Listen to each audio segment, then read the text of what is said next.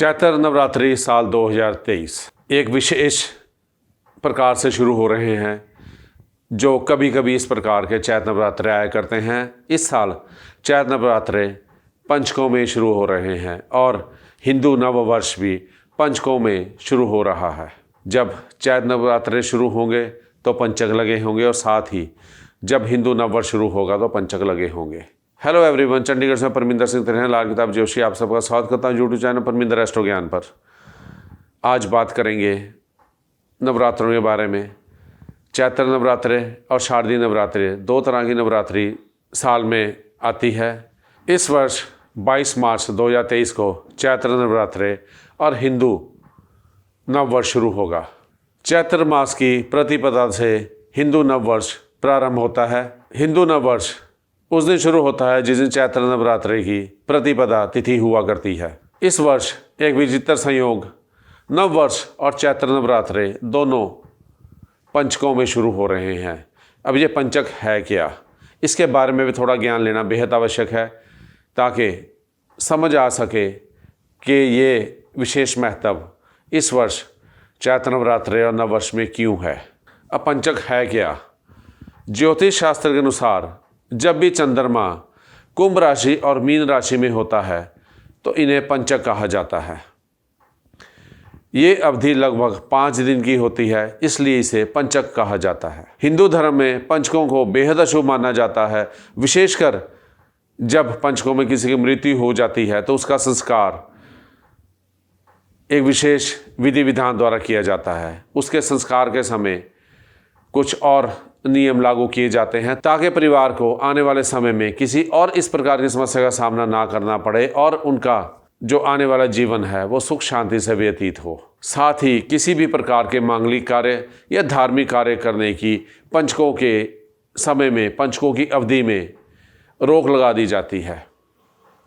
किसी भी धार्मिक कार्य को पंचकों में करने की पूर्णता मनाही मानी गई है। पंचक 21 मार्च को शुरू होंगे और चैत्र नवरात्रे और हिंदू नववर्ष 22 मार्च को प्रारंभ होगा।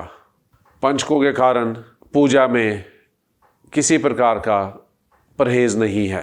नवरात्रे सबसे शुभ दिन माने जाते हैं। ऐसा माना जाता है कि नवरात्रि के सारे दिन शुभ दिन होते हैं। कोई समय का इसमें मुहूर्त निकालने की आवश्यकता नहीं है, किसी दिन की मुहूर्त निकालने की आवश्यकता नहीं है। नवरात्रों में जो भी कार्य, शुभ कार्य किसी भी समय कर लिया जाए उसका शुभ फल ही प्राप्त होता है।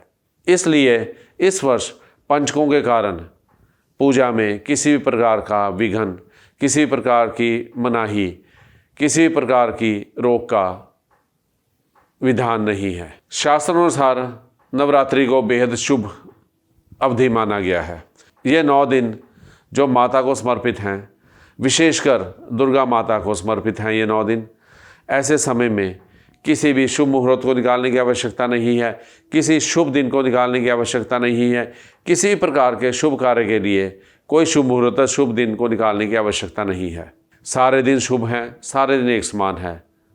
इन दिनों में किसी प्रकार का धार्मिक कार्य, किसी प्रकार का मंगलकारी कार्य, किसी प्रकार का शुभ कार्य करना शुभ फलदायी ही रहता है। वैसे ही पंचकों का नवरात्रों में आना कोई चिंता का विषय नहीं है। नवरात्रों में पंचक लग रहे हैं, ऐसा माना जाता है कि पंचकों में कोई धार्मिक कार्य, मंगलिक कार्य, शुभ कार्य नहीं किया जाता, परंतु क्योंकि नवरात्रों में हर ग्रहों की स्थिति शुभता प्रदान करती है, इस कारण किसी प्रकार की पूजा करना, किसी प्रकार के धार्मिक कार्य करना इन नवरात्रों में किसी प्रकार की चिंता का विषय नहीं है। बेधड़क होकर अपने धार्मिक कार्य, नवरात्रों की पूजा की जा सकती है।